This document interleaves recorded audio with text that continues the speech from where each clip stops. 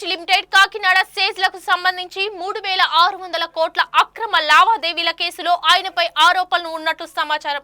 ఈ కేసులో విజయసాయిరెడ్డిని రేపు విజయవాడ సిఐడి కార్యాలయంలో విచారణకు హాజరు కావాలని అధికారులు ఆదేశించారు.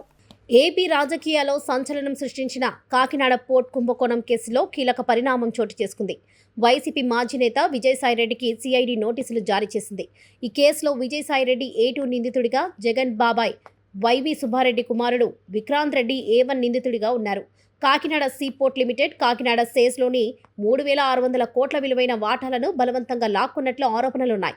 ఇటీవల ఎన్ఫోర్స్మెంట్ డైరెక్టరేట్ ఈడీ ఈ కేసులో మనీ లాండరింగ్ కోణాన్ని గుర్తించి విజయసాయిరెడ్డిని విచారించింది. ఇప్పుడు సిఐడి రంగంలోకి దిగింది. న్యాయపరమైన ప్రక్రియను వేగవంతం చేస్తూ సిఐడి అధికారులు 2 రోజుల క్రితం విజయసాయిరెడ్డి ఇంటికి వెళ్లి నోటీసులు అందజేయడానికి ప్రయత్నించారు.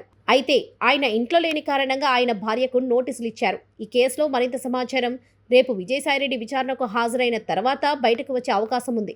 ఈ కేసు ఏపీ రాజకీయాల్లో మరిన్ని దుమారాలు రేపనుందని విశ్లేషకులు అభిప్రాయపడుతున్నారు.